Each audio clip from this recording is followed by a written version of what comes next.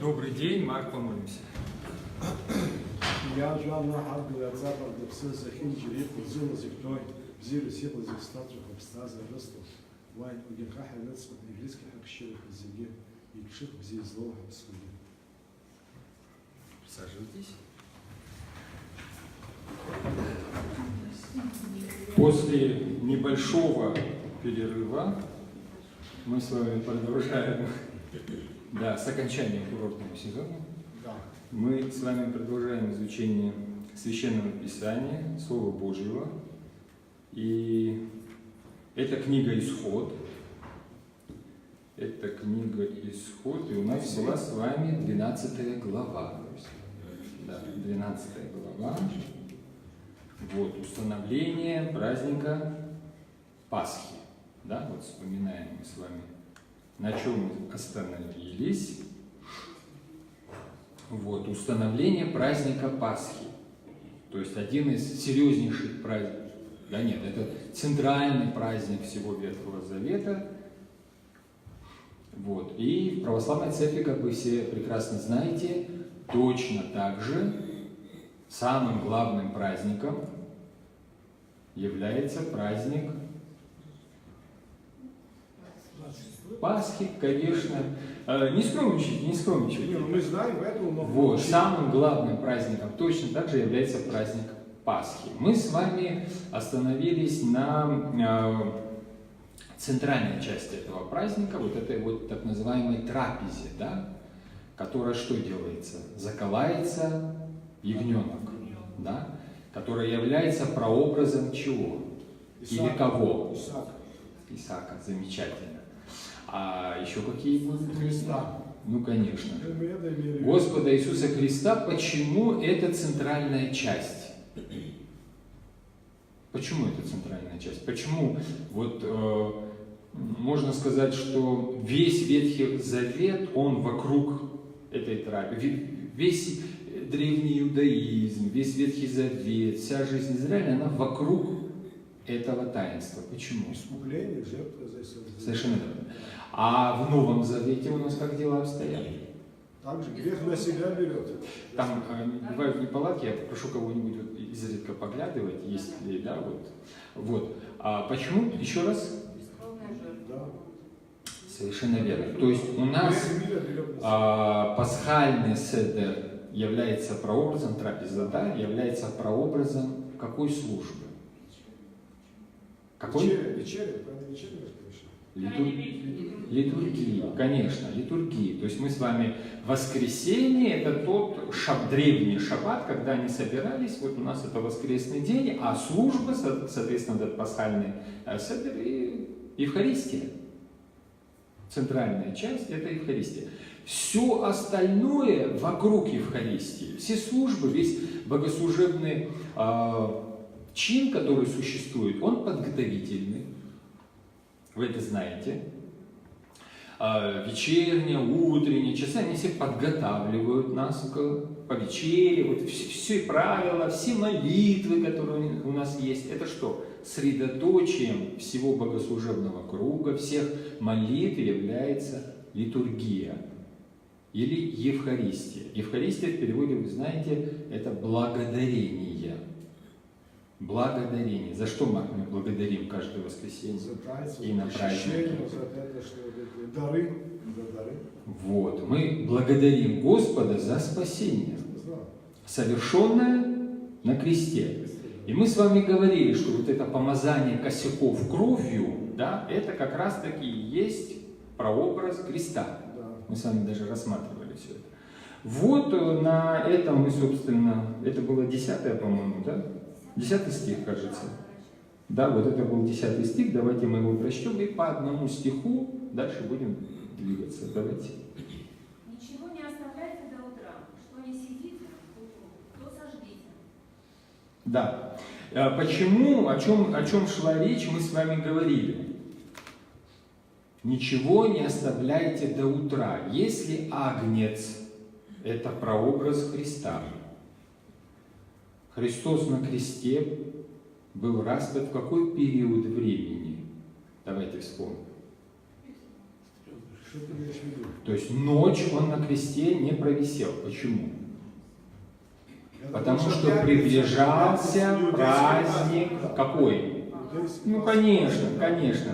Это праздник опресноков, начинается семидневная череда. Вот у нас Пасха как празднуется? В течение 7 дней у нас так называемая какая седмица? Светлая.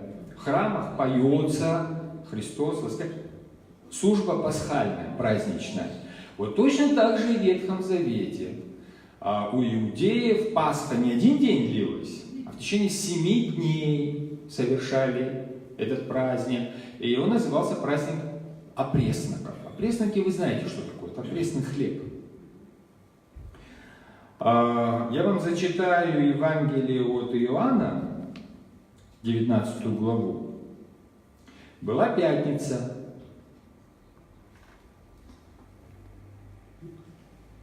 Иудеи не хотели, чтобы тела оставались на крестах в субботу, тем более, что эта суббота была днем великого праздника. Понятно какого. Поэтому они попросили Пилата перебить распятым голени и снять их тела с крестов. Ну, это неправильно, когда мертвые, да, висят в праздник. Солдаты пришли и перебили голени. Сначала одному распятому рядом с Иисусом, а затем другому. Ну, такая концентрация, да, фарисейства. Это неправильно, когда в такой великий праздник распятые висят, которых мы, собственно говоря, на кресте.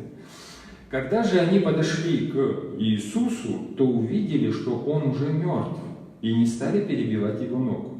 Вместо этого один из солдат пронзил копьем Бога Иисуса, из него сразу же потекла кровь и вода. Тот, кто сам это видел, это Евангелие от Иоанна, я еще раз там.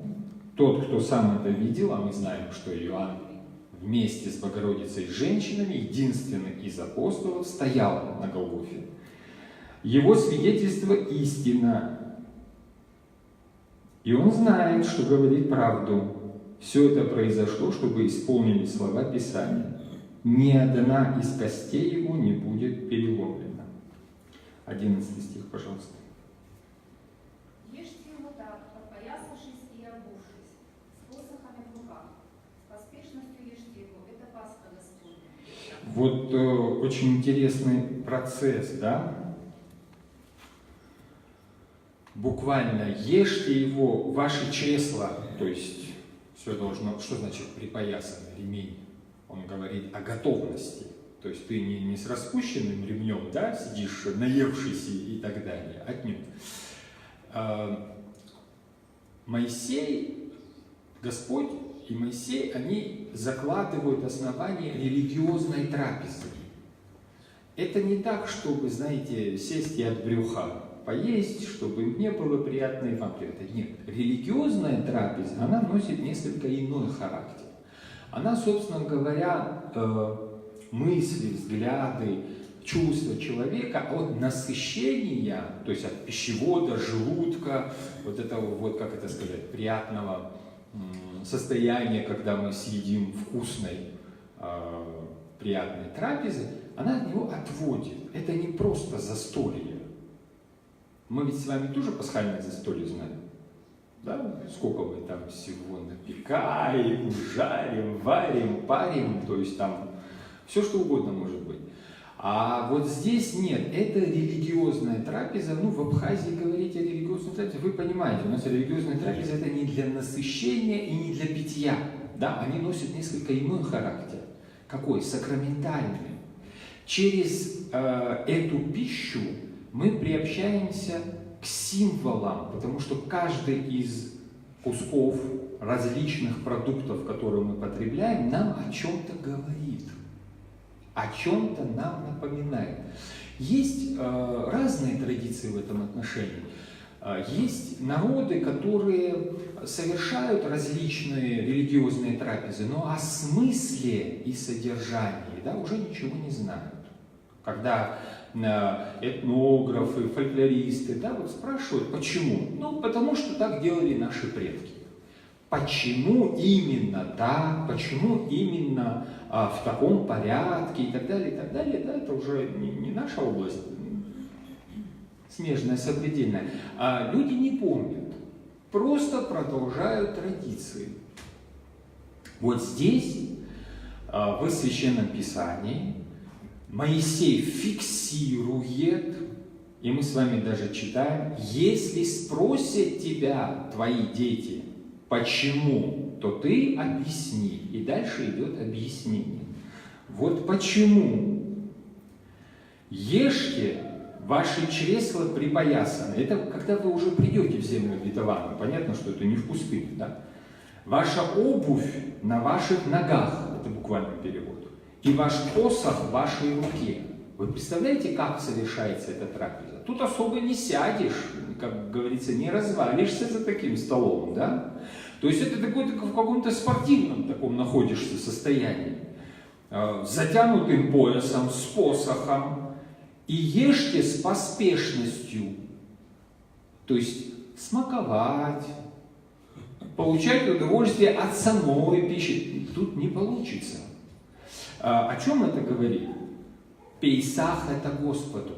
То есть это не для твоего тела, не для его ублажения. Для этого есть 360 дней. Это Пасха Господу. Она не тебе, она Господу. То есть она человека от его природного состояния должна что сделать? Возвысить. Конечно. Приподнять. Возвысить. Это очень важное слово. Оторвать от вот этого вот обихода. Потому что чего уж там далеко ходить,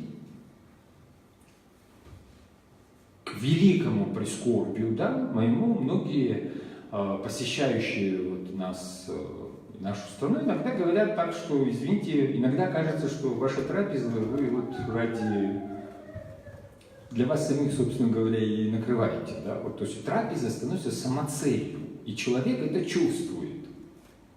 Это, конечно, очень прискорбно, так никогда не было, но моральная деградация, она и к этому приводит. То человек на трапезу, даже ритуальную, смотрит как на самоцель. Наброситься, наесться, напиться, то есть живет ради вот этой вот пищеварительной системы, да, которая вот у нас есть. Это неправильно. Еще раз повторюсь, даже в Писании Нового Завета сказано, когда вы на Евхаристию, на Агапу собираетесь, да, апостол говорит, ну что ж вы там вот начинаете вот это делить, кто что принес, кто что съест. Если вы голодны, кушайте дома. Евхаристия это немножко, вот почему у нас сейчас литургия с вами без Агапы происходит. Агапа это таинство, вечеря любви. То есть люди собирались за столом, приносили, вот просфорана, почему такое название носит, приношение. Каждый приносил от себя что-то, ну что дома на кухне приготовил. Ели, пили, и в конце глава стола, он же пресвитер, он преломлял хлеб и причащал всех. Это же совершенно другой обряд, той же самой церкви, которой мы с вами принадлежим.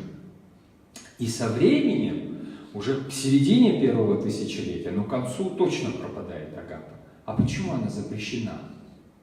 Почему мы больше с вами не сидим за столом? Почему мы с вами больше не причащаемся, потребляя пищу? Мы причащаемся на голодный желудок. Как это так? Что это за изменение было внесено? Есть никто из святых отцов, которые эти каноны для нас, собственно говоря, писал, да, вот начиная с 3 века и заканчивая, он этого не скрыл. Они прямо так и пишут, из-за бесчинств, которые творятся за столом. Поэтому, ну, вы видите бесчинство иногда, да, вот не всегда, ну, тоже бывает, когда плоть играет, у чаши. Люди себя вот неподобающе иногда ведут. А уж тут за столом, когда ели и пили, вы представляете, какие, да? И об этом безобразии еще апостол пишет в своем послании. То есть это вот с самого момента установления Евхаристии происходит вот такое средостение тела и духа. Тело и духа. И вот тело, оно вот ведет себя достаточно, чтобы обуздать его, Потому происходит вот эта сакраментализация богослужения, определенные правила и установления. То есть причащаться на голодный желудок, предварительно готовиться, мы вычитываем, да, определенные правила. Что мы еще делаем? Весь круг богослужений мы должны пройти, мы обязательно должны присутствовать на вечернем богослужении. Почему? Потому что мы должны подготовиться. В чем эта подготовка заключается, да? Плоть должна быть усмирена. Вот здесь то же самое. Здесь то же самое. Это параллели между Ветхим и Новым Заветом, они наглядные, потому что люди и во времена Авраама, мы с вами видели, и во времена Моисея, и в наше время, одни и те же люди. Люди не меняются. Люди совершенно не меняются. Да. Что не меняется? Грех повреждает природу, и вот поврежденная грехом природа наша 3000 лет назад, что сегодня, что через 3000 лет, это одна и та же поврежденная грехом природа. Ничего нового она уже нет. Итак, эта религиозная трапеза, она не ради еды, не ради разговора какого-то, потому что дальше еще и что говорить описывается. Ролевая такая, да, вещь, вопрос и ответ. 12 стих.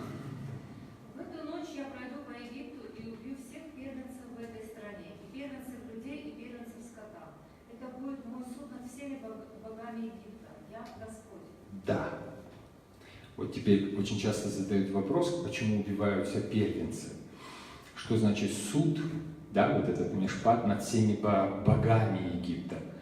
Мы с вами говорили, что 10 казней – это такое как бы соперничество, да, между богами Египта и Адонай Элохим, то есть Господом Израиля, о котором фараон и жрецы что говорили? Я не знаю этого Бога, кто это такой, кому вы хотите служить, и, соответственно, свой гнев и свое отношение к этому Богу выливали на носителей этого культа, то есть на израильтян, которые были рабами. Первенец, вы представляете себе, да, в культе, неважно там аграрном, индустриальном, в древних культах, первенец это тот, кто выделяется для небесного, он в земном отражении, что с ним происходит? Он наследует 2/3 имущества своих предков, да? Первенец это тот, кто продолжает деятельность предыдущих поколений. То есть прямое наследование всех функций предыдущих поколений через первенца, то есть через старшего сына происходит. Самого старшего, соответственно, самого первого. Вот. И это относилось не только к людям, такое же особое отношение было и к животным. Среди них тоже вычленяли первенство, например, первых телят, козлят там, и прочих, их приносили в жертву богам. Это не только с Израилем связано, это со всеми культами. То же самое относилось к начаткам природы. Первые злаки, колосья тоже приносились в жертву, то есть сожигались или как-то иным способом, да, неважно каким, тоже приносились богам, то есть использовались в этих ритуалах. И это касается всего. К чему бы мы ни говорили, животных, растений, то, что вот первое поспевало, первое созревало, плоды, и так далее. К этому первородному относились с трепетом. С особым значением. Да, придавая ему огромное значение. Вот. И Господь тут говорит: пройдусь по Египту, и что сделаю? Всех первенцев поражу. Я пройду по земле Мицраима, Египта, в эту ночь и поражу всякого первенца, смотрите, от человека и до скота. Обратите внимание. И над всеми божествами, идолами Мицраима творить будут суды. Постсоветскую эпоху это немного сложно понять, но сейчас секулярная эпоха, но в эпоху, когда религия пронизывает жизнь общества, государства, общины, человека отдельного, это не имеет значения. Там нет разделения на то, что вот религия, она где-то там в храмах, а мы тут вот как бы живем и собираемся только на богослужение. Ну, собственно говоря, такое, по-моему, только вот в коммунистических странах себе могли позволить, потому что во всех остальных местах такой вот межи, да, такого разделения не было. Религиозность, она проникает, она в быту, она пронизывает деятельность человека, семейные отношения, общественные отношения, государственные отношения. Разделять очень поздно начали. И вот Господь говорит: я буду творить суд, а результатом этого суда над идолами будет уничтожение первенцев, которые этим идолам служат. То есть и люди, ну там и жрецы, и так далее, и фараон, конечно.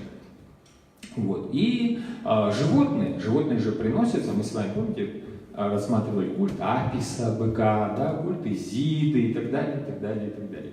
Сейчас я буду творить суд, говорит Господь, над всеми богами. То есть, если раньше, когда, как вот смирялся фараон, да, если ранее там мухи нападали, да, то не показывали бессилие Бога, который отвечает за что? За спасение от этой напасти. Если вода портилась, то показывалось бессилие Бога, который был, да, Нила, вы помните. Если с пустыни, с Мидбара, ветер какой-то дул, то показывалось бессилие Бога, который Сета, да, который отвечает за эту самую пустыню. И так далее, так далее, так далее, так далее. Вот эти 9 ступеней, они показывали бессилие вот этих идолов, то есть человек, грехопадение в человеке что? Вместо единого Бога, да, который, собственно говоря, все это объемлет, человек поклонялся и ипостазировал вот какие-то явления природы. Это из-за помутнения, мы с вами говорили, это из-за помутнения разума происходит, да, с течением поколений в человеке. И даже цивилизация образуется, которая вот вся в этом состоянии находится. Целая цивилизация вот этого вот плодородного полумесяца, там, что у нас там, Шумер, и Египет, там, и Сирия, там все эти государства древние, да, цивилизации древние. И вот Господь, происходит вот это развенчивание этих культов. То есть, что происходит? Демифологизация происходит, да? Обратный процесс. Вот вы заблуждались в течение всех этих проблем, давайте сейчас вернемся к истокам. О возвращении к истокам мы с вами говорили, это процесс достаточно болезненный. И, конечно, фараон, и жрецы, и население Египта, они не просто к этому, они не готовы и не собирались этим заниматься. Вот поэтому все происходит через суды. Суд в чем заключается? Ты полагаешься на это? Ну, давайте проверим, насколько это прочно. Ты полагаешься на что-то другое? Давайте проверим, насколько оно прочно. Ты же веришь в это? Ну, давай проверим твою веру. Суд. И сам Господь этот суд творит. Последнее вот над всеми богами.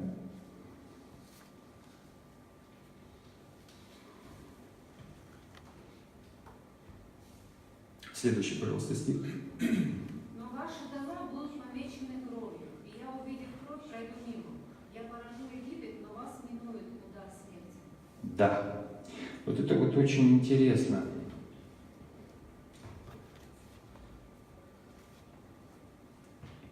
Следующий стих сразу же. Этот день должен быть для вас днем памяти. Празднуйте его как праздник Господа. Празднуйте его из рода в род. Это вам предписание на век. Спасибо.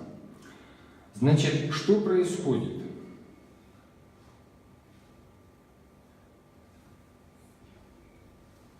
Будет кровь вам знаком на домах, в которых вы пребываете. Я увижу кровь и миную вас, и не будет среди вас поветрия пагубного. То есть гибнуть будут,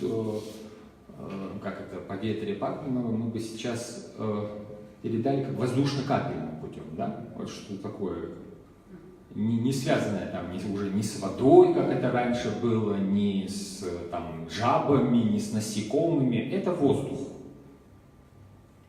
Бог же есть дух. Дух на иврите, мы с вами говорили, руах. А руах – это еще и ветер, воздух. Вот.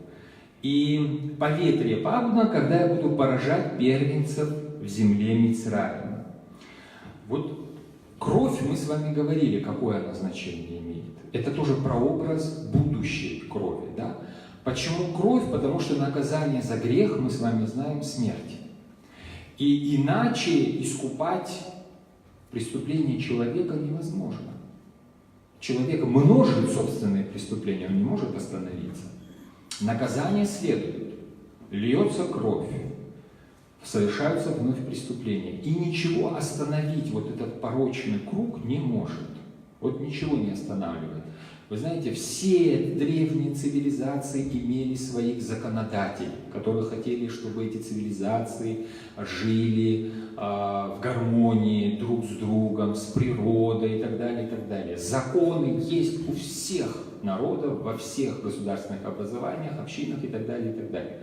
Но преступления, тем не менее, закона, вот, они совершаются точно так же везде. Везде, где присутствует человек. Почему? Потому что закон ограничивает преступление внешнее, связывает человека, чтобы он не мог сделать, его совершить. А преступление гнездится где? Мы с вами часто говорили, да? В сознании, в сердце, в душе человека. Вот оттуда исходит помышление, то есть мысли совершить грех или зло. Оттуда они исходят. И закон это как ярмо. Мы на животных, вы часто видите, да, ярмо накладываем, чтобы забор не проломал, не залез никуда, так и так далее, и так далее, и так далее. Вот то же самое закон для человека. Он его сковывает и не делает лучше, не делает добрее, не изменяет. Мы это видим на протяжении, вы видите, от Адама до наших дней. Да? Закон не может сделать человека, это, как часто мы говорим, в самой благополучной стране самых законопослушных людей, когда средь бела дня в супермаркетах выключили свет, произошло самое большое беззаконие, то есть ограбили все. Вот. Что произошло? Что значит выключили? Ну это на самом деле произошло, да, вы понимаете. А что значит выключили свет? Выключили закон. То есть вот это удержание, да, круговая порука, при которой что скажет другой, и наказание за все. Вот как только возможность совершить преступление без последующего наказания и без того, чтобы кто-то тебя порицал со стороны, исчезла, выключили свет, снесли все витрины, все, что было. Вот. Самые законопослушные граждане, самого законопослушного города. То есть о чем речь идет? Нет, а тут еще, знаете, цепная реакция, когда сосед делает. Да. Вот. У нас, что, на постсоветском пространстве, у нас, как говорят, такой же анекдот был, когда свет выключили, чавканье колбасы было слышно, и даже друг друга. Ну, то есть, это о чем говорит? То есть, как только бремя закона спадает, человек свою вот эту вот внутреннюю, звериную, потому что наша природа от животного мира ничем не отличается, со всеми вот этими инстинктами выживания за счет окружающих, он ее, эту натуру, наружу и выпускает. Она, ох, какая замечательная. Да. Вот здесь как бы речь идет именно об этом. Но почему кровь останавливает это поветрие? Этот вопрос не может не возникнуть в голове. Как это так? Почему евреи стали лучше египтян, а не нравственнее египтян? Сейчас объясняется иначе. Но мы задаем все-таки, мы объективно подходим. Да? Вот евреи, они живут в среде Мицраима, они рабы. И Господь, последнюю казнь проводя, ну слушайте, ни одна из казней евреев не затрагивает, да? В этой земле Гешем, и трава, вы помните, росла, и жаб не было, и вода была чистая, и даже вот это вот, как его, помутнение солнца, да, вот Ра, которому поклонялись египтяне, в Гешем, землю Гешем, где жили евреи, не затронуло. Они что, такие высоконравственные? Они такие чистые? вот эти вот жители, да? Почему беды, которые сыпятся на голову, Египтян. да, не сыпятся на голову кого? Их господ. И последнее, самое страшное уничтожение первенцев. Ну, вы представьте себе, да, для семьи, что это за удар, это даже помыслить невозможно. Это не приведи Господь. И вот тут как бы они живут вместе, ну ладно, там земля была отделена, может быть, там не дошло какое-то, а вот тут они вместе, и ангел смерти, то есть сама смерть, пройдет мимо. А что сделали евреи?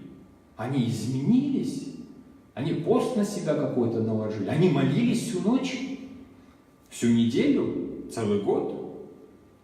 То есть что, было какое-то действие со стороны евреев, а ведь никакого действия не было, они вообще ропщут.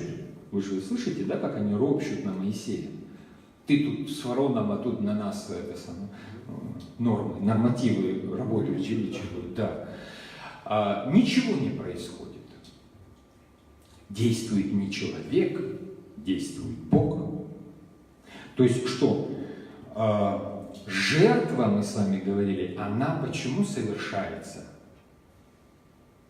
Она от лица грешника концентрирует на себе грех, вину, прежде всего, и наказание. То есть жертва почему возносится, мы же с вами говорили, она носит какой характер? Заместительный. Вместо меня. Поэтому на козленка накладывают, да, почему козел отпущения накладывают руки, грехи себя передают на это существо и отпускают его. И вся остальная жертва, любая, растительная, будь то животное, человеческое, мы с вами знаем, что и человеческие жертвоприношения совершались, она носит заместительный характер. Человек испытывает угрызение совести, то есть тот самый закон, который он нарушил, даже если никто этого не видел. Даже если никто об этом не слышал. Закон находится не на бумаге. На бумаге он кодифицирован, он правильно выстроен для лучшего понимания. Он не на камне, не на бронзе, не на папирусах. Нет, он вот тут. Он вот здесь. Он вот здесь. Вы помните, плод они съели, Адам и Ева, да? И тут же увидели, что ноги побежали от Бога скрываться. Почему? Вину почувствовали. А что до этого не... Вину почувствовали. Нигде же не было написано. Им сказали, они знали. И так каждый человек, он знает, что совершает. А все это копится. Вина, грехи, они никуда не смываются. Вот их нельзя открыть кран и куда-то смыть. Что-то с ними нужно делать, потому что душа, она что делает? Как пылесос, она собирает все это, копит. И, соответственно, душа человека, наполненная грехами, ну, представляете, как она выглядит. Вовнутрь каждый посмотрит, и еще далеко ходить не нужно. Грехи, они себя проявляют, безусловно. Чувство вины, оно тоже себя проявляет. Чаще всего душа – это очень тонкая вещь. Бывает и непосредственно, бывает опосредственно себя проявляет. Бывает, что человек как бы не замечает, как его гложет. Да? Но это видно для окружающих. Или же для близких людей, что с человеком происходят какие-то внутренние, какие-то внешние изменения под влиянием каких-то внутренних. А что там в глубине, со всей очевидностью заметить невозможно. Только дух, живущий в человеке, говорит Писание, и Бог видит сердце человека. Посторонним сложно об этом судить. Но тем не менее, грех никуда не девается. И вот самых первых этих грехов, скажем так условно, то есть после изгнания из рая, мы видим, Каин и Авель, они чем занимаются? Они жертвы приносят.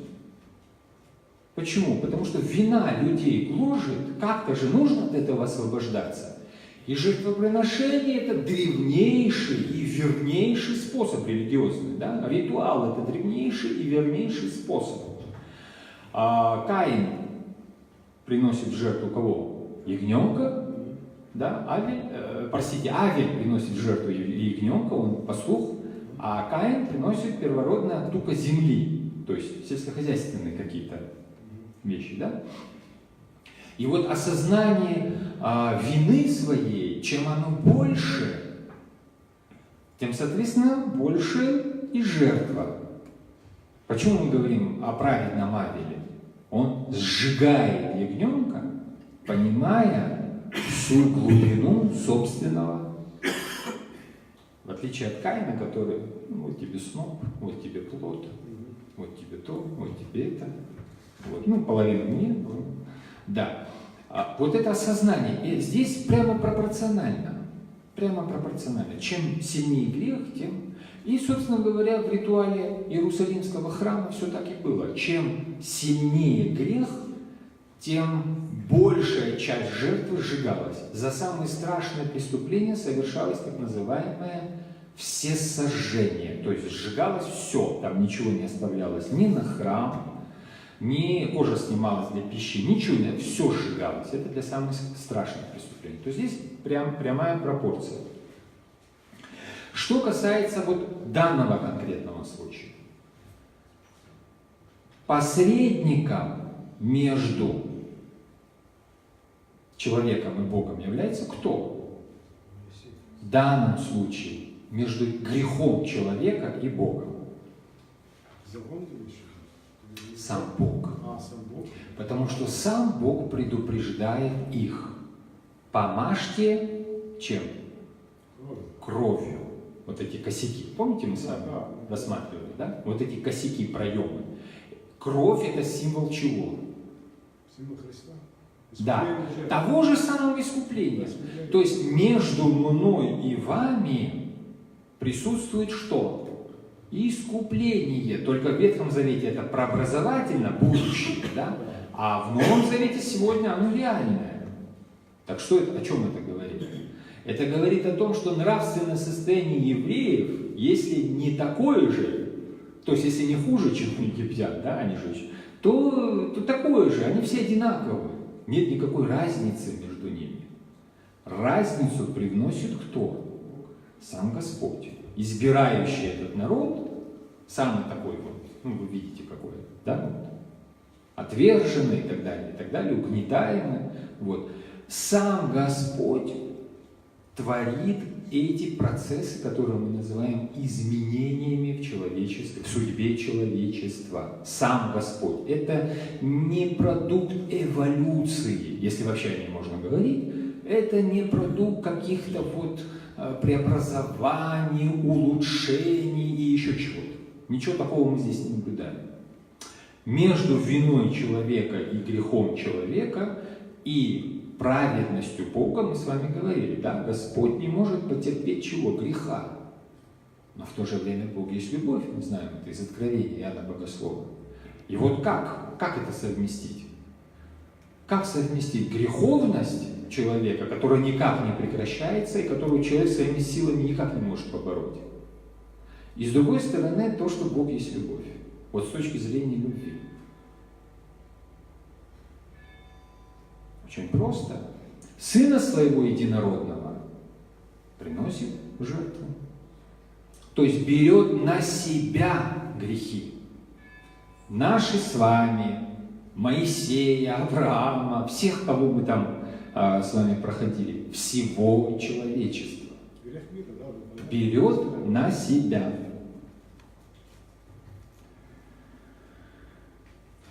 Это между Богом и избранным народом. А между египтянами и праведностью? Между виной египтян и праведностью? Идолы. Идолы. Что значит суд? Вдумайтесь. Что значит буду судить идолов? Я мой народ избрал, это если Творец мира говорит, да? А вот вы приносите жертвы кому? Ну, богам там рек, гор, морей, пустыни, страстей и так далее, да? Вот и посмотрим, искупление реально или нет ваше. Что значит проверить веру? Вот и посмотрим, очищаетесь ли вы от греха или нет. Очищаетесь ли вы от вины или нет. Получаете ли вы духовное освобождение или нет. Вот в эту ночь мы и проведем этот суд над вашими религиозными взглядами. Что такое религиозное? Над вашим упованием. Взвесим вашу надежду на то, что вы надеетесь, насколько оно реально. Вот о чем идет речь. То есть, кто будет адвокатом там? Ра, Изида, там и все, Нил и так далее. Да? И с другой стороны сам Господь. Следующий стих, пожалуйста. 7 дней вы должны есть пресный хлеб. Первый же из этих дней удалите закваску из ваших домов. Всякий, кто в эти 7 дней станет есть дрожжевой хлеб, будет отторгнут от народа Израиля. Да. Ну, это, собственно говоря, к предыдущей нашей теме, вот о чем идет речь. Еще Исаия, пророк, говорит, что грехи сконцентрированы на нем, на Христе. Исаия, живущий там за 8 столетий до Рождества, он был изранен за наши грехи, сокрушаем за наши беззакония. Он понес наказание, он агнец, чтобы мы получили мир, и ранами его мы исцеляемся. Почему ранами его? Потому что если Господь будет судить нас праведным судом, почему вот святые отцы говорят о том, что не называй Бога судьей?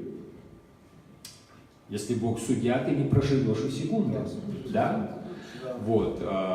Почему Иоанн Богослов говорит, Бог есть любовь? Ранами Его. Если ранами нашими, мы не жильцы. Наши во дворе забудем. Ну, то есть ребенок умрет сразу. Все, да? А вот ранами Его, то есть Он берет на себя наказание за грех. А наказание за грех – это смерть.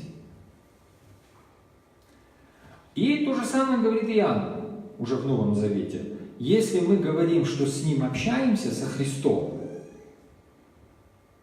если мы со Христом, если разум наш, разум Христов, если чувства наши, чувства Христовы,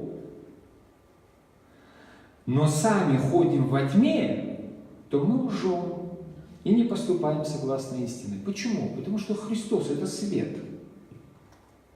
Но если мы ходим во свете, как и Он во свете, то мы имеем общение друг с другом. Часто вот эти проблемы коммуникации межличностной. Господи, да, труды-то какие пишут, да, вот человек не может ни с собой, ни с другими, общество, конфликты возникают, конфликтология возникла, как наука, да, и люди сидят, вот, ну, что уж говорить, далеко ходим, мы с вами в какой зоне живем, проживаем? Конфликтной, да, как называют нашу войну? Конфликтом, правда же? И вот масса доброходов решают эти проблемы. 25 лет решают, еще 25 будут решать, то и больше, да. А в чем проблема? Проблема в том, что если люди ходят во свете, они во тьме собственного эгоизма, во свете Христовом, то они друг другу кто? Братья. Конечно, братья и сестры. Понимаете, это вот очень такой замечательный пример из истории святых отцов. Два монаха долго-долго подвязались вместе в какой-то обители, предположим, в Египте. Вот, и один другому говорит, ну давай, говорит, как это вообще ссориться друг с другом? Давно не ссорились, но люди же не видели. Да, и молятся. Тот говорит, давай, а как?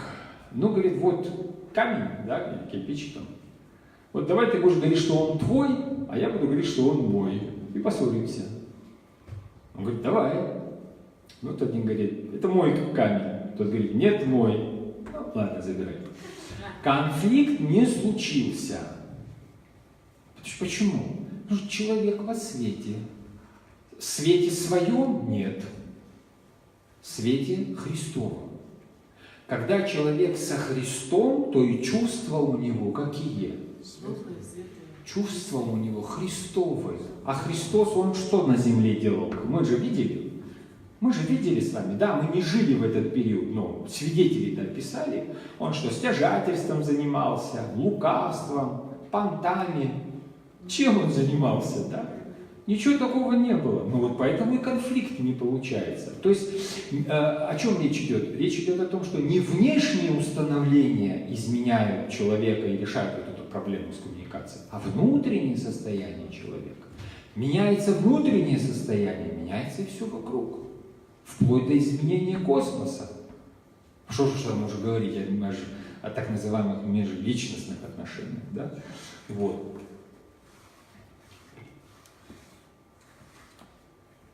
Вот здесь и стоит этот глагол «кафаризо» – очищать и в то же время исцелять, это вот к этому относится, да?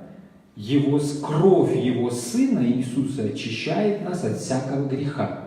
Вот вы читаете, да, послание. То есть грех присутствует внутри, снаружи его проявления как преступление. Соответственно, и лечить его нужно. Не просто там в тюрьму бросить, да? Это или расстрелять, уничтожить. Ну вот был всемирный потоп. Грех не исчез, как вы видите. То есть лечить его нужно, соответственно, той же самой вакциной вовнутрь. Запускать для того, чтобы вот эту вот гадость греха, ну, на Западе называют первородным грехом или удобопреклонность к греху, как говорят восточные отцы. Вот чтобы с ней справиться, нужна кровь Иисуса, искупительная, которая, смотрите, очищает нас от всякого греха. Очистила, будет очищать. Очищает всегда, начиная от здесь и сейчас.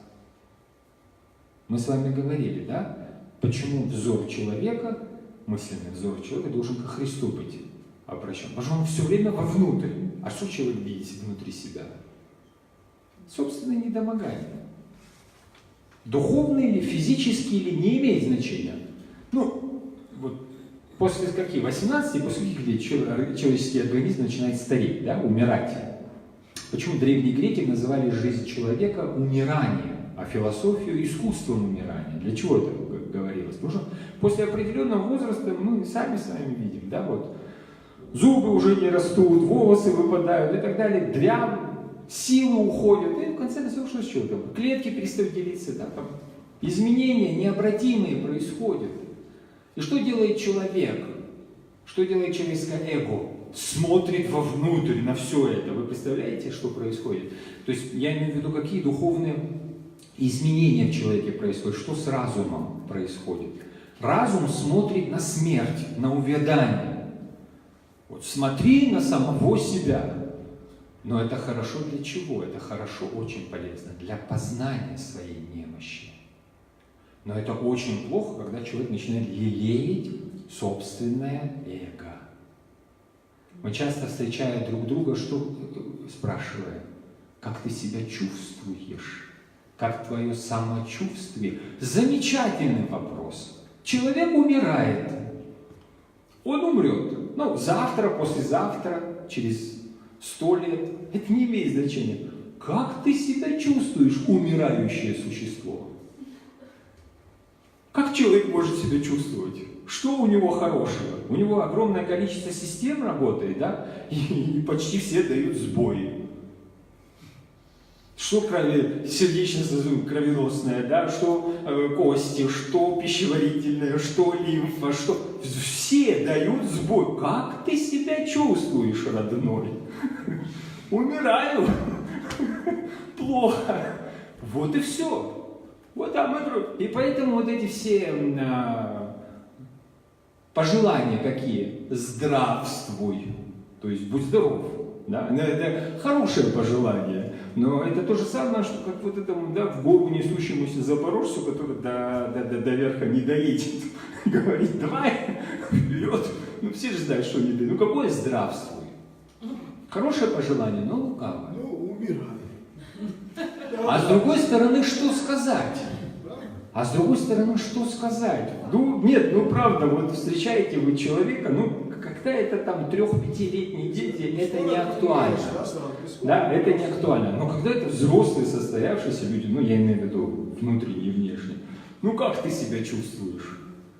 Ну, ради умрешь, да? Пока живы. Тихо-тихо. Вот, вот. И так у каждого народа, да? Вот. Как твой мир, как древние христиане, когда встречались, спрашивали друг друга, ну как спасаешься? Это другой термин. А на что он обращает внимание? Спасение – это дар Божий.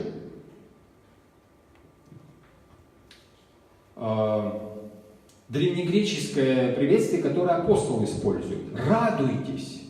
Но это не та античная радость, о которой, да, язычники говорили. Он говорит, радуйтесь о Господе, потому что благодать и мир вам от Отца. Радуйтесь. Приветствие такое, хави, радуйтесь. А древнееврейское приветствие какое? Шалом, мир. Но это слово «мир», это же имя Божие. Соответственно, когда такое приветствие, это значит «будь с Богом». Как твои дела, Машламха, да? Как твой мир? Мир – имя Божие, еще раз повторим. Радость – дар Божий. Тут не важно, на каком языке. То есть, о чем идет речь? Цивилизации, которые стали появляться после грехопадения, да? Вот, обществах, вообще в состоянии человеческом. Человек живет в состоянии самообмана. Ну что такое цивилизация? Это самообман. Что такое музыка? Это попытка вернуть вот состояние, да, внутреннее, которое в раю испытывал. Что такое интоксикация своей печени при помощи алкогольных напитков? Это возвращение к блаженству, которое ты испытывал в раю. Что такое блуд? Это возвращение, опять-таки, наслаждение, стремление к наслаждению. Оно как бы законно, исходя из того, что человек помнит физически, как он себя чувствовал в раю. Неважно, это наркотики, блуд, вино, там, не знаю, какие еще есть сейчас, это все расширяется. Да, какую там химию человек сейчас использует. А почему? Он пытается заменить. В чем психическое вот это умопомрачение заключено? Это было, потому что человек был рядом с источником блаженства. А он теперь хочет все это вернуть без источника блаженства. Кто источник блаженства? Ну, конечно. Человек пытается забраться в дом не через парадную дверь, а через окно, чердак, подкопать снизу, через подвал. Вот что такое вот эти страсти. Они законны, потому что наслаждение, оно законно принадлежит человеку, но пагубны для организма из-за греха. Грех-то остается. И поэтому как человек получает наслаждение? Рок и наркотики. Алкоголь, то есть пьянство. Женщина, то есть блуд. А страсть этого, гордыни, там, я не знаю, властолюбие, да, политику посмотрите, там реализация своих амбиций, да, и так далее, и так далее. А все это что? Все пагубно для организма. Все пагубно и для души, и для тела. Вот в чем заключается помрачение человеческого рассудка.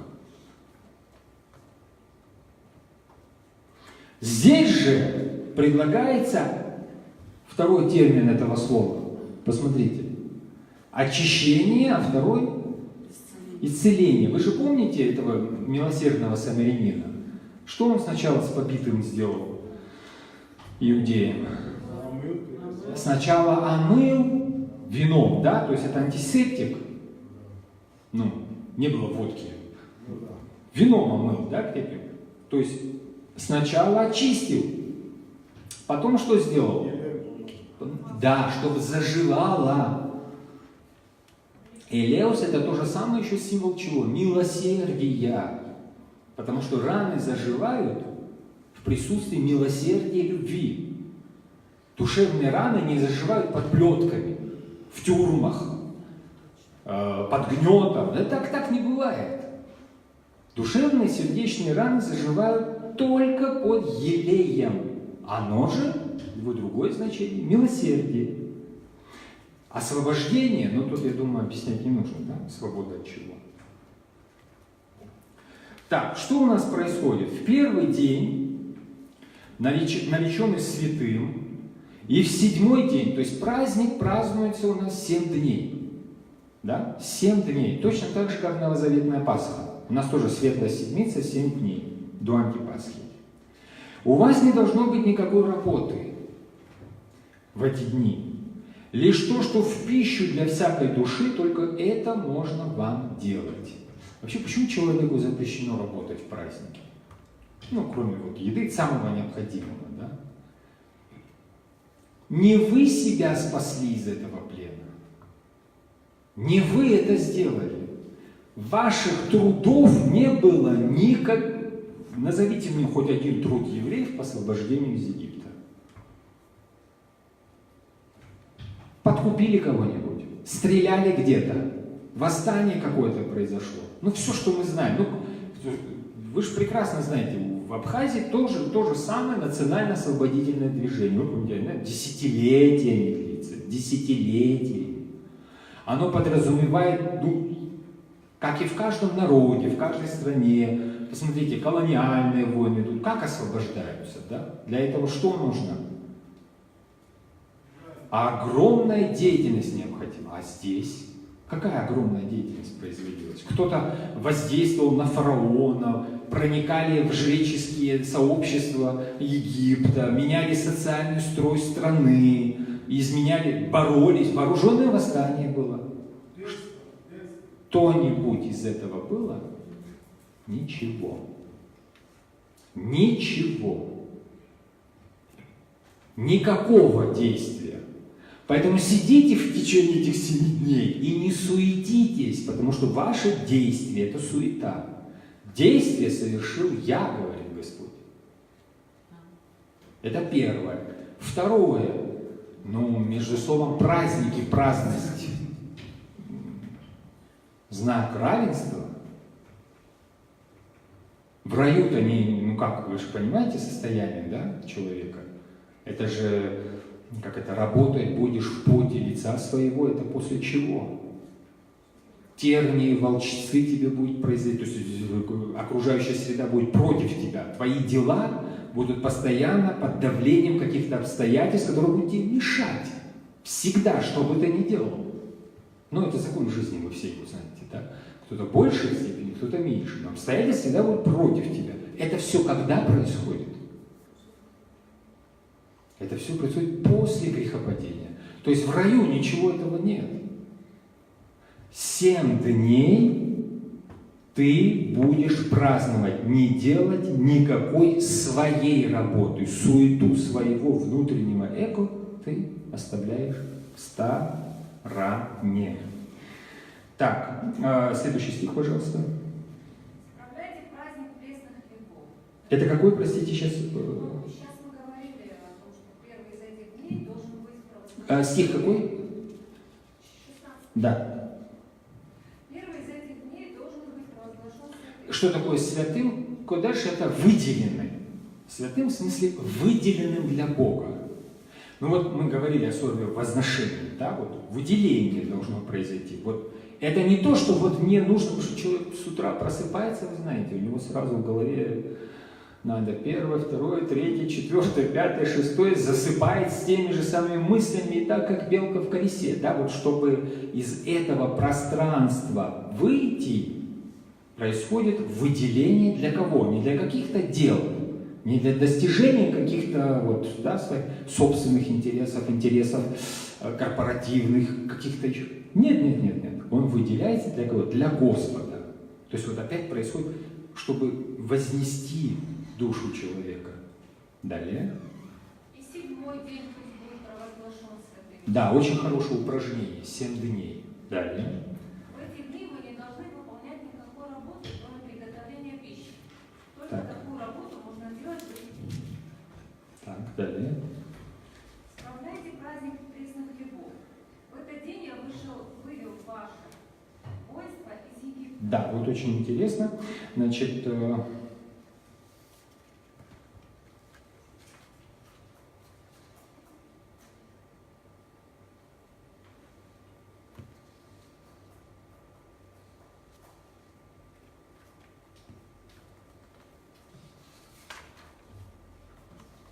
семь дней выделяется по числу дней творения. Цикл очень интересный, да? 7. Оно часто у нас встречается. Когда вот 7 дней ты празднуешь, Бог тоже, да, 6 дней творит, 7-й почил. Все, что Господь не сделал, все, вы помните, заканчивалось словом «тов неот». Это что в переводе означало?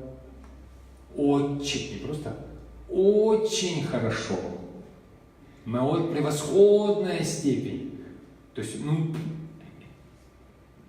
вот. Это что? Это творение.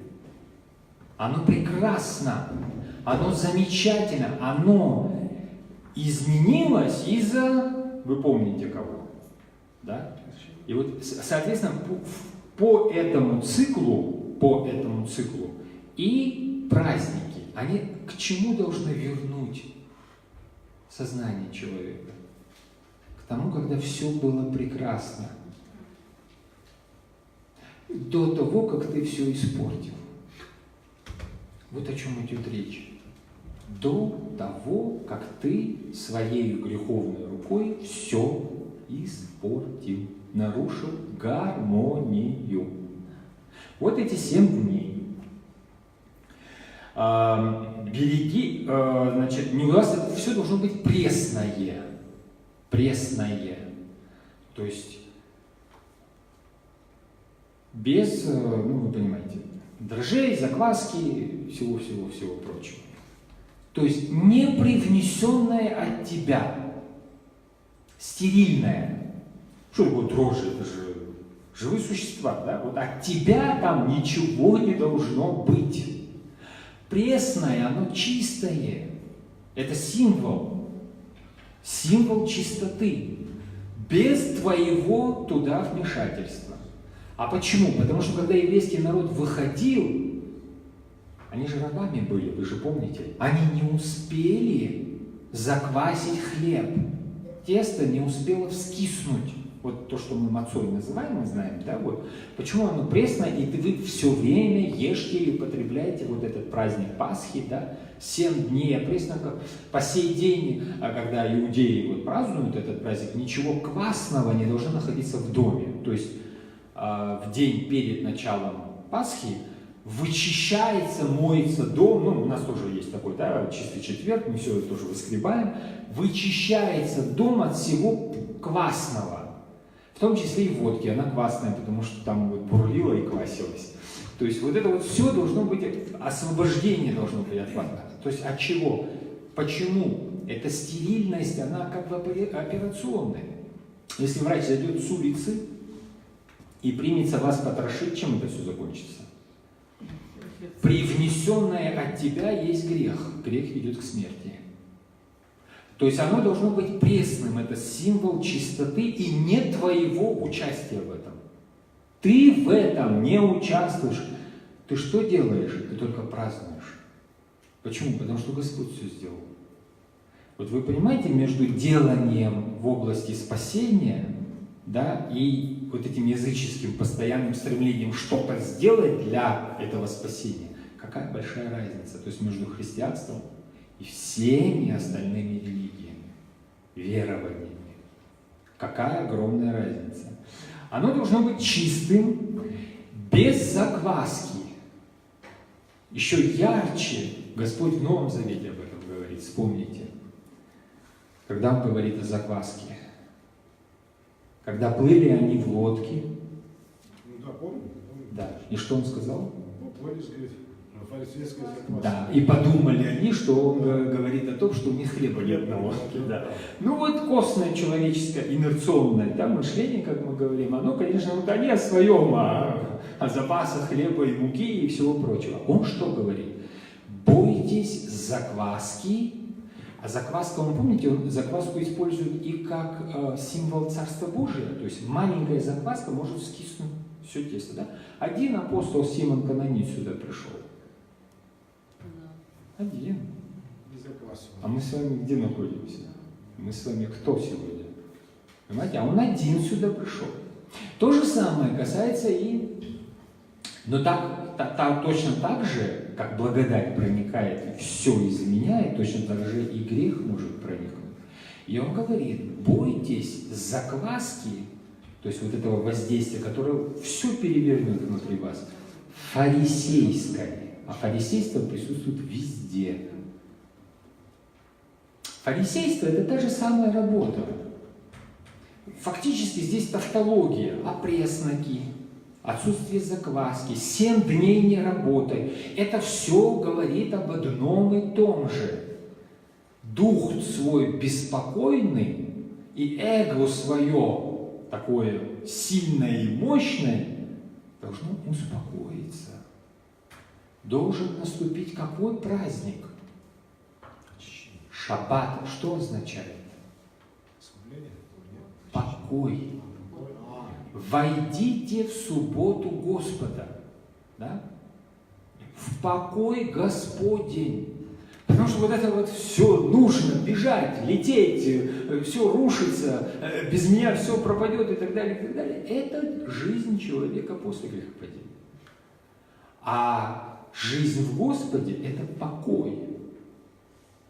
Христос его как показывает на своем примере? Помните, там Петр прибегает, там налоги, то заплатите, пойди там брось удочку, вытащишь рыбу. Ну, вы знаете, такой круг делается ироничный. Иронично.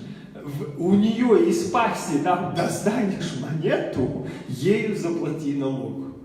То есть, ну ты вообще о чем? Или они там, ой, хлеб закончился, рыбы нет, 5000 человек. Он им говорит, вы накормите. И они сарказм проявляют. Что вот на эти там динары купим, вот что там какая-то мелочь, да? На 5000 человек, что мы здесь? То есть, они видят все время проблемы. Человеческий глаз видит проблемы. А Христос, он видит благодать. Он видит благодать. Да, проблемы он тоже видит, но он видит их решение, а они нет.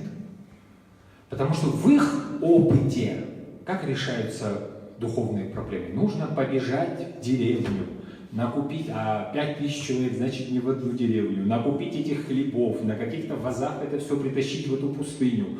Ну, в общем, не решишь ты эту проблему. Он говорит, принесите мне эти хлеба и эти 2 рыбки. 2 рыбки. А потом сколько коробов собрали? 1 раз. И 2 раз.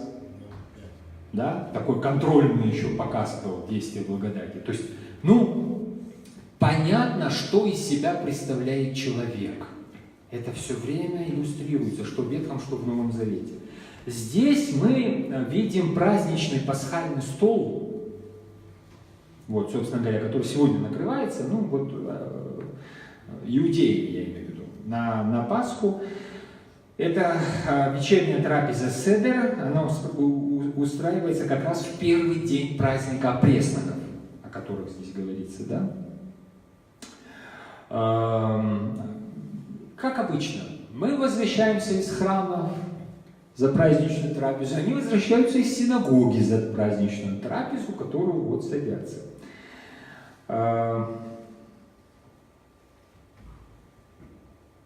Символические блюда, посмотрите какие. Это, во-первых, маца, кусочек, да? Во-первых, маца, то есть это опреснок.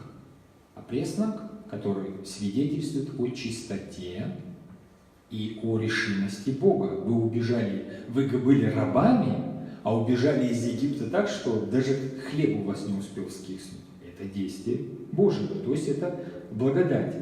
Далее, горькая зелень, это или базилик, или лоток, вот вы видите, да, он лежит, тоже чисто символически.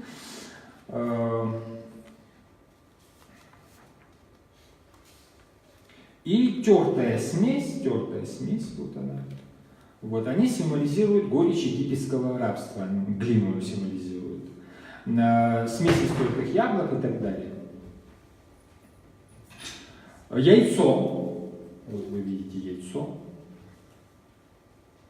пасхальное. Да. Тоже пасхальное яйцо, которое символизирует прекращение богослужения в Иерусалимском храме. Вот. Соленая вода. Вот. Плач матерей Израиля, когда египетский фараон приказал убивать младенцев. То есть слезы, символ слез. Ну и вы видите, да, собственно говоря, в центре почти всех служб это вино. Безусловно, да. Ну, здесь вот поближе без вина, ну, это вы понимаете, что такое. Это ягненок, да. А вот это знак, что он означает? Самое главное. Давида звезда? Ну, это Маген Довид, да, конечно. Так, на этом мы останавливаться с вами не будем. Ну, диалог во время богослужения у них такой. Сначала поют псалмы, потом выпивают вино, едят опресноки, ну вот видите, вино, опресноки, да, обмакивают их вот в эту смесь. Смесь, она символизирует вот эту глину, вы понимаете, которую месили. Потом глава семьи отрывает себе кусок агнца и раздает куски другим участникам.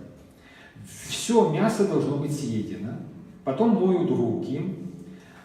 Дальше съедается, вот это, пьются эти чаши с вином, съедается все, что на столе, и начинается диалог. Глава семейства, то есть старший в семье, говорит: «Благословим Бога нашего». Все, кто за столом, отвечают: «Благословен Господь Бог наш, Бог Израиля, Бог Саваоф, восседающий среди херувимов».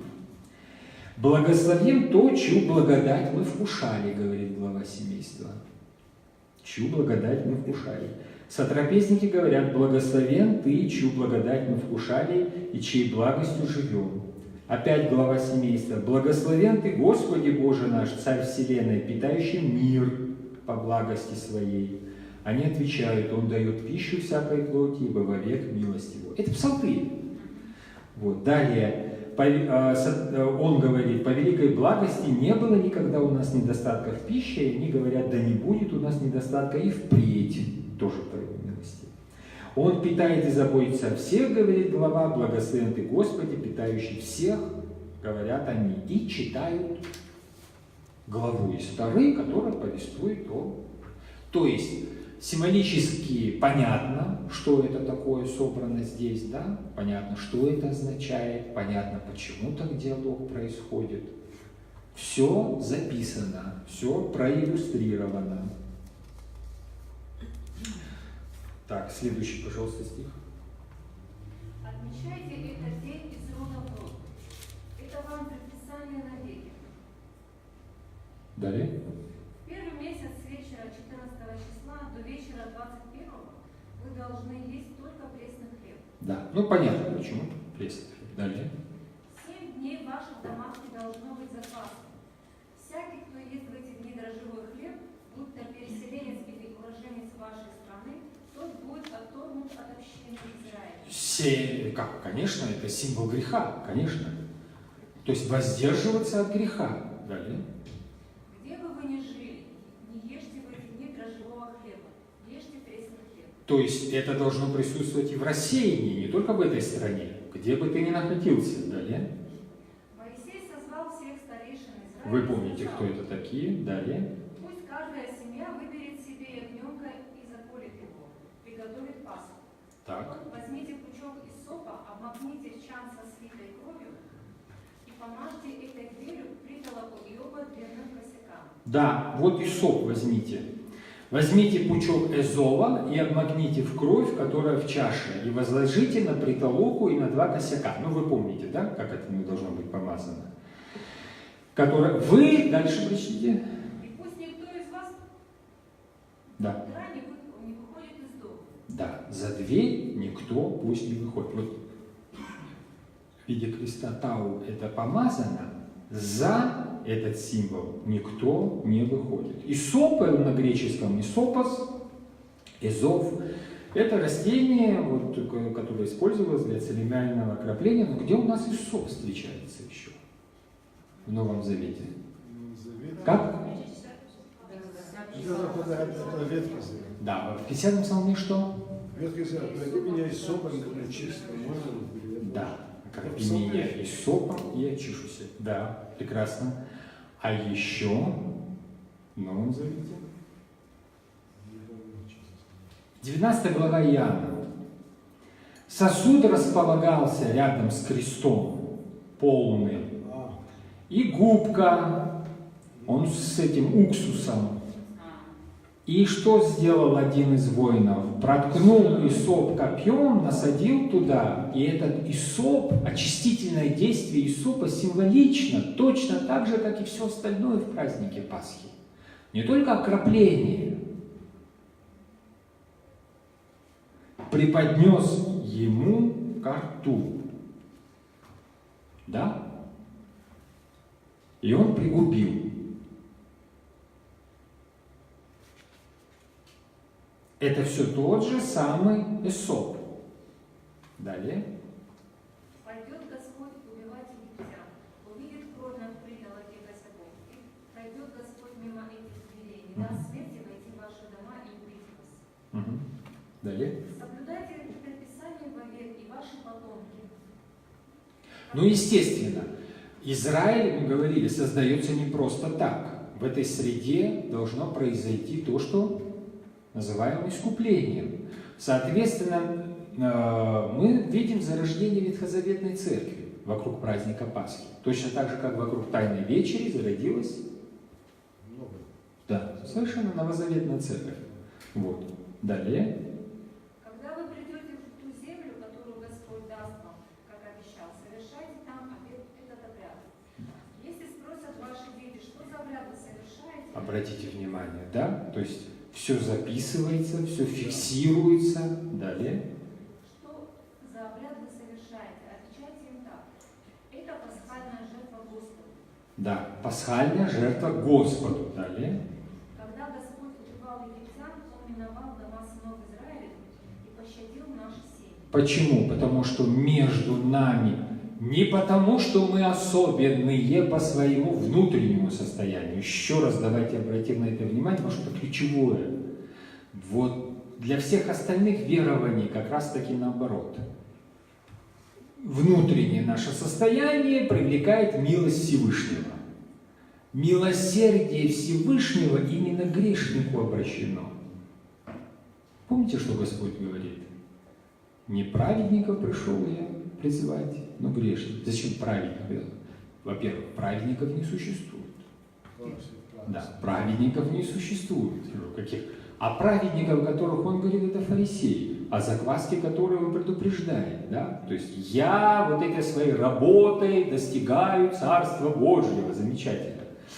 Ну, вы помните эти древнегреческие мифы, да? Все, как становились богами? При помощи подвигов. Геракл как стал богом? Как на Олимп попал? Сколько он совершил подвигов? Вот это сидит в голове человека. Я вот сейчас, вот, и все, и заскочу в Царство Божие. Вот. Не забывайте, говорит он, это пасхальная жертва Богу, когда он всех убивал, мимо нас прошел. Почему? Потому что между нами, то есть нашими грехами, да, и его судом или праведностью была кровь Агнца. Была кровь Агнца. Не наши подвиги, а кровь Агнца. Посредническая кровь Агнца. Посредником потому называют Христа. Далее читаем. И весь народ склонился и пал ниц пред Господом. Так. Затем сыны Израилевы пошли и сделали все в точности так, как Господь повелел Моисею и Так. Аарону. А в полночь Господь убил всех первенцев в Египте. Да, вот когда наступила полночь, Умерли и первенец фараона, восседающего на престоле, и первенец пленника, сидящего в темнице, то есть без разницы. Далее. и все первенцы скота. Да, и еще и животные. Суд. Произошла вот эта самая проверка. Вот эта самая проверка. Вы же своим богам Надеялись на что? На ваши жертвы? На ваши молитвы? Вот помощница в родах Изида, покровитель семейного благополучия, где они все? Помогли они вам, ваши боги? Вот это суд, вот это проверка на прочность, собственно говоря, человеческих выдумок. Что такое язычество? Это выдумка помутненного человеческого сознания. Далее. Стал в ту ночь фараон, стали его вельможи и его Горе произошло, да. И великий стон поднялся по всему Конечно. Египту. В каждой семье был умерший. Ну, вы представляете себе, да, эту картину? Далее. В ту же ночь фараон призвал Моисея. И вот смотрите, не появляйся у меня перед глазами, я тебя убью. В день, когда ты передо мной появишься, ты умрешь страшной смертью. Вы помните слова фараона? Я не знаю его, кто это такой, Бог израильтян, увеличьте им эти нормативы. И так далее, и так далее, и так далее. Это тот самый фараон, который глумился, да, над пророком и над тем, что он говорил от лица Господа. Он призывает теперь этого человека, и что ему говорит? Позвал Моисея и Аарона и сказал: уходите от нас прочь вместе со всеми сынами Израиля. А вы помните, детей оставьте, скот оставьте, сами идите помолитесь. Теперь смотрите. Далее. Идите, совершите служение Господу, как вы просили. Забирайте с собой свой скот. Да, скот оставьте. Вот. Здесь совершите приношение. Вы помните эти условия, да, которые постоянно государственная власть выставляла Моисею. А теперь смотрите, что произошло. А что должно было случиться, чтобы так изменилось мнение уважаемого фараона? Горе. Горе должно было произойти. Далее. Крупный и мелкий, как вы просили. То есть эго иначе никак не сковывается, да? Только потрясением. Гордыня никак не сковывает. Далее. Уходите и благословите меня. Вот, смотрите, как интересно. Боится фараон, а ведь он бог Египта. Он же живое обожествление. Это представитель... Наместник Бога. Да, конечно, конечно. Человек, который обладает, которому возносятся божественные почести, что он говорит? Благословите меня, он боится. Далее. Египтяне торопились в Новый Израиль, чтобы те скорее покинули. Смотрите, что происходит. Простите. Съехали. Египтяне торопят их. Эвлогию — это благословлять, да, хорошо отзываться. Призовите Божью благодать на меня. Вот о чем он просит. Он боится. И то же самое Барух благословенный, преклоненный, благословлять, быть благословленным и ставить на колени. Какой замечательный перевод слова благословения. Смотрите, Господь придал им милость. Милость — это хесед, мы с вами говорили, да? Вот ту самую благодать в очах. Изменился их взгляд. Изменился их взгляд на евреев. И что? И они давали им, и опустошили они Мицраим. Мы говорим об исходе рабов.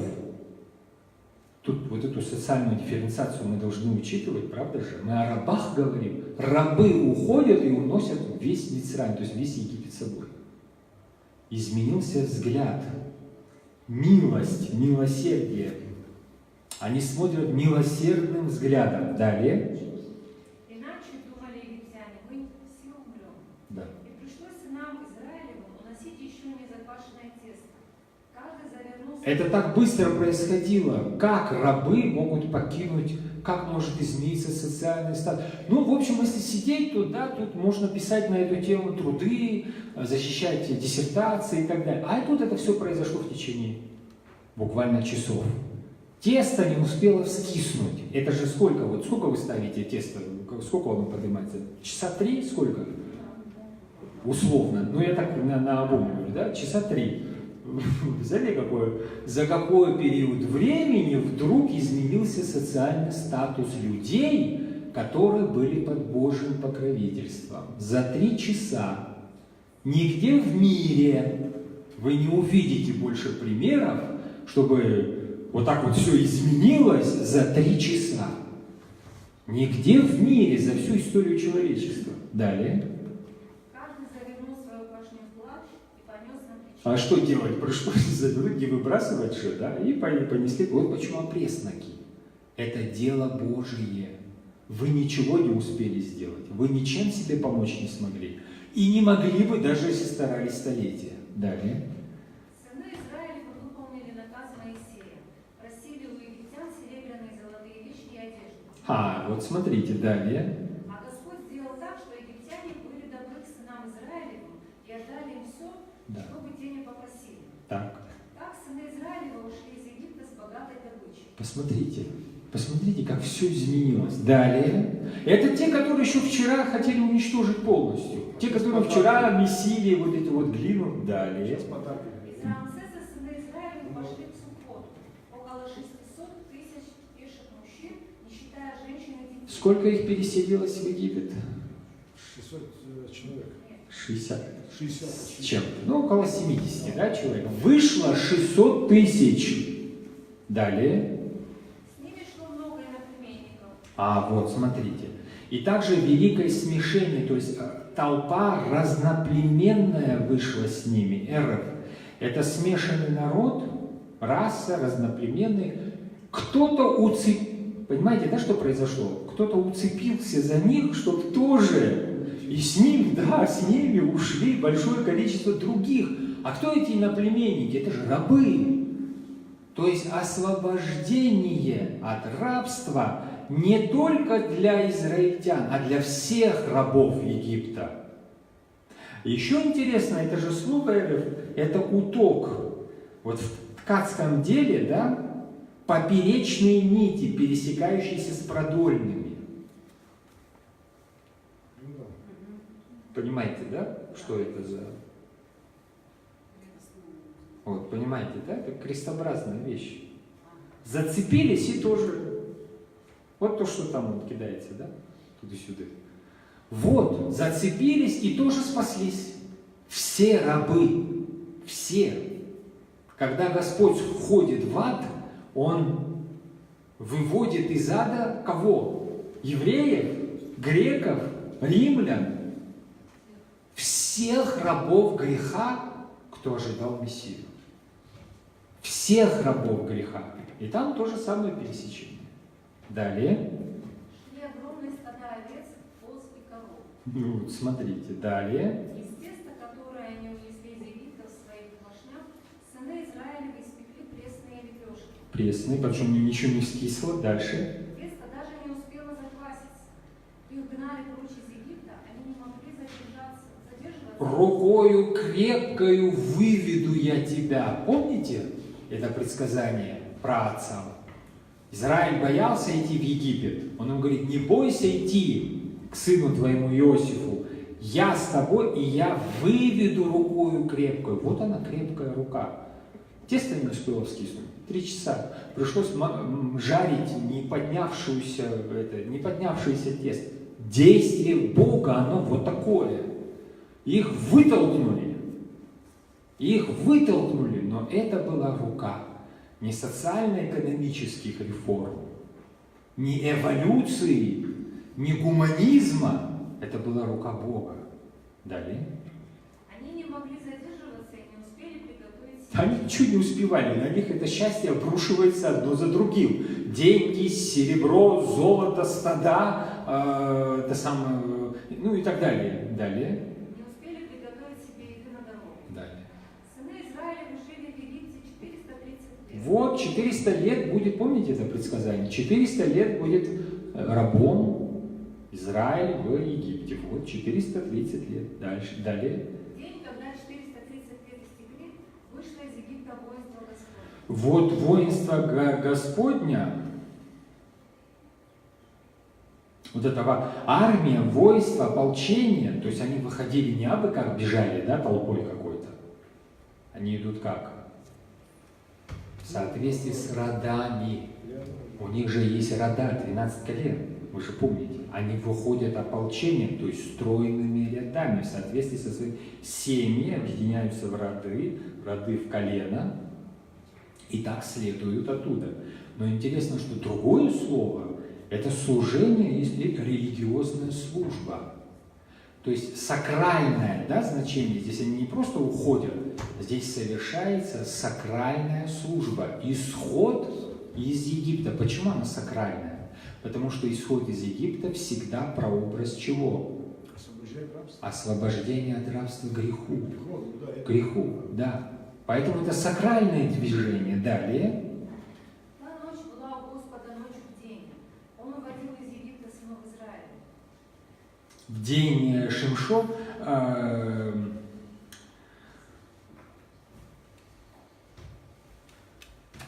соблюдение – это особая ночь Шимурим, да, вот, которую потом должны соблюдать все остальные, блюсти, наблюдать, не спать. Не спать, наблюдать ее, соблюдать ее. Почему?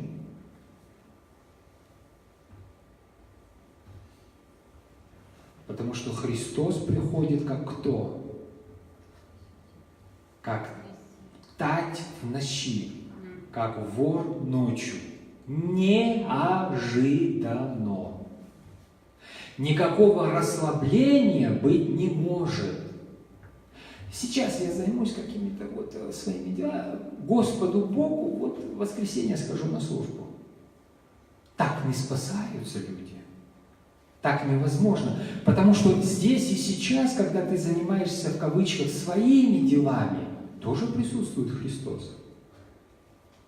И когда ты что-то планируешь, тоже присутствует Христос. Блюсти нужно каждую секунду. Поэтому апостол говорит: непрестанно молитесь. А поскольку Господь уже спас от рабства греху, всегда радуйтесь. Это совершенно другое настроение человека. Вот преподобный Серафим Саровский нам его и являет. Всегда радость. Почему? Потому что у меня каждый день Пасха, говорит он. Задумайтесь, что говорит Серафим Саровский. Каждый день Пасха. Вот это самая Пасха. И уход от греха, и что еще? И обретение Христа, и свобода, и богатство Царства Божьего. Каждый день преподобный переживает Пасху. Ну и это просто иллюстрирует наши отношения. Да? Вот мы все такие вот, с утра на службу. И так далее. Да? Вот, далее. Это ночь Господня. Ночь Господня. Ты не знаешь, ночью люди спят, но ты не знаешь, когда. Вот поэтому блюди в каждое мгновение твоей жизни, что присутствует? Благодать. Каждое мгновение твоей жизни исцеляющее, освящающее, освобождающее. Христос, Он же кто? Он целитель, Он врач, Он царь, Он друг, Он отец. Это все Христос. Каждое мгновение твоей жизни наполнено благодатью. Блюди каждое мгновение, даже когда все спят. Вот бдение монахов Святой Горы, я вот помню, отец Давид звонил там после 12 ночи, еще, я говорю, вы что, а у нас сейчас будет богослужение, у нас потом будет богослужение. Вот этот круг ночной богослужения, он о чем говорит? Почему он происходит? Это символ чего? Бдение, совершенно верно. Благодать присутствует и ночью, и днем, и утром, и вечером, а не по воскресеньям в 7 часов утра. Конечно же. Далее. Из рода в род эта ночь бдения у сынов Израиля. Господь сказал Моисею и Аарону: вот предписание от Пасхи. Чужеземец не должен есть Пасху. Чужеземец – это человек, который, быстренько об этом скажу вам, сколько времени уже вышло. Чужеземец – это сын другой земли. Почему он не должен есть Пасху? Сын другой земли, он иноверен. Друзья мои, никогда не приглашайте к причастию неверующих людей. Вы их убьете. Неверующий человек не может приобщаться к причастию, к Агнцу Божьему. Потому многие из вас, мы с вами это проходили, да, болеют и умирают, что приобщаются тела и крови как? Не рассуждая о теле и крови, о всем рассуждая, но не о теле и крови, не об искуплении, не о Христе, а вот о своих каких-то вещах. Не приведи Господь. Не просто речь не о формальном подходе, не то, что там какого-то представителя другой религии там привести в храм, это все пустое. Речь не об этом. Речь о том, что человек неверующий, когда он подходит к огню, с ним что происходит? Конечно, он погибнет. Он погибнет. Ты подходишь не к своим там представлениям, фантазиям или еще чем-то, ты подходишь к живому Богу. А предстать перед живым Богом нужно, рассуждая о чем? О том, что между моим грехом и Его праведностью, праведность – это огонь, он попаляет грех, значит, я погибну вместе. Находится кто? Плоть и кровь чьи? Господь, Христос находится. Рассуждая об этом, ты подходишь к причастию. Рассуждая о своих подвигах, достижениях, предположим, я храм построил, я причащаюсь в храме, который построил, смотрите. Я иконы написал, я служу здесь, это и к служителям относится. Это же я служу. Как же я предстаю престолу, да? Это не рассуждение плоти и крови. Это отсутствие смирения, да? Это возношение себя. А на престоле возносится тело и кровь, а не твои грехи. Не твое эго. Не твое возношение происходит, возношение Христа. И ты со Христом возносимым можешь вместе, да, как этот иноплеменный народ, вознестись, если приобщишься достойно. Вот и все. Ни в коем случае никакой чужеземец со своими представлениями, да, вот как египтяне. Они же, когда Господь их судил, они все погибли. У них первенцы погибли. Да? Почему? Это суд их верований, суд их представлений. Буду судить богов Египта, ваши выдумки, ваши души буду судить. То же самое касается и всего остального. Далее, раб. Далее. Раб, купленный такой, может есть Пасху после того, как ты сделаешь ему обрезание. Что такое обрезание? Прообраз чего? При помощи обрезания вступают в общество Израиля, то есть в ветхозаветную церковь. При помощи вступают куда крещение? Христианство. Совершенно верно, в церковь. В церковь. То есть член церкви, то есть присный Христу, он причащается. Далее. Живущий у тебя наемный работник не должен есть Пасху. А наемник не может есть Пасху. Почему? Наемник не может. Потому что он наемник. Он написано. Да, вот Христос как говорит? Я хороший пастух, говорит о себе. Хороший пастух, почему? Жизнь отдает за овец. Наемному пастуху овцы не принадлежат. И когда он видит, что пришел волк, он бросает овец и убегает. Волк хватает и разгоняет. Наемник убегает, потому что он нанят. Братцы, вот за это в Царство Божие не вступают. Сколько бы вы ни условно нанимали, путь в Царство Божие, путь ко Христу за наемничество, или вас не нанимали, это не имеет значения. А он закрыт. Он закрыт. Наемник Пасху не ест. Какая разница? Служащий в храме наемник. Далее. Ягненка надо есть в доме, не наносить ему мясо из дома. Да. Костей его не ломайте. Вся община Израиля должна совершать Пасху. Почему костей не ломайте? Вот Иоанн Богослов говорит, ни одна из костей его не будет переломлена. Много скорбей у праведного, помните, псалтырь поется, но от всех их избавит его Господь. И все кости его хранит, ни одна из них не будет переломлена. Помните Христос, когда умирает?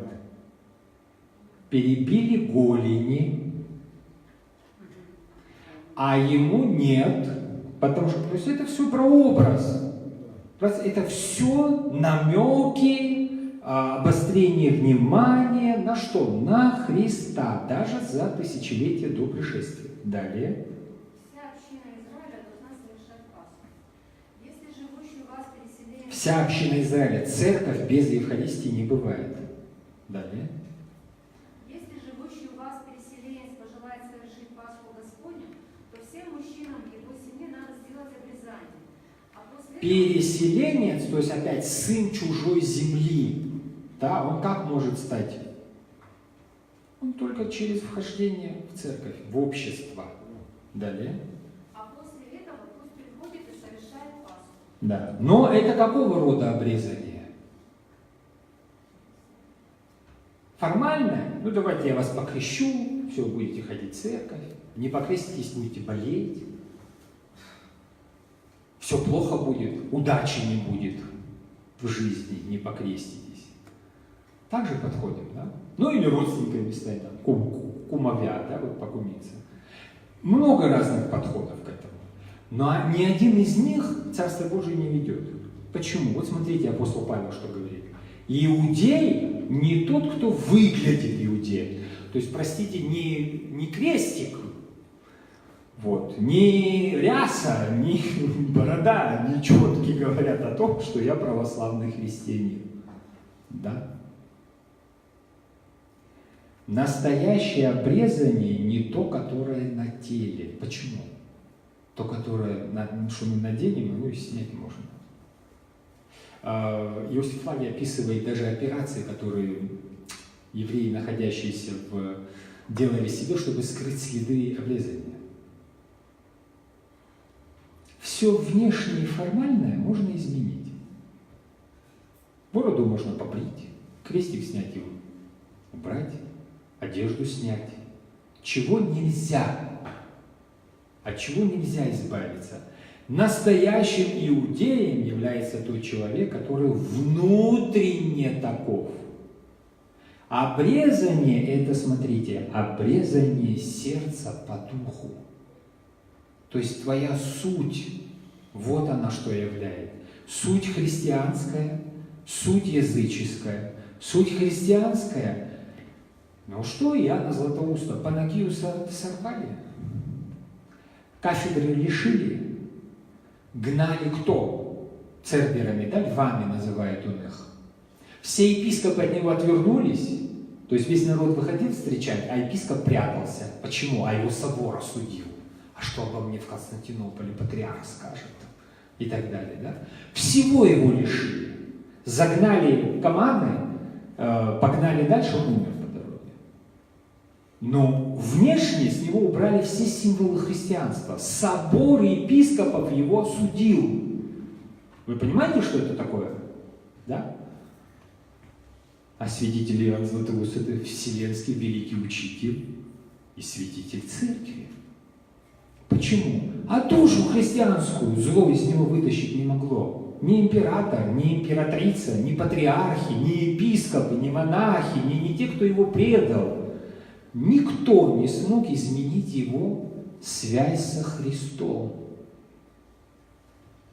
Вот это означает обрезание сердца по духу, а не по букве. По букве с него содрали все. А потом посмертно восстановили.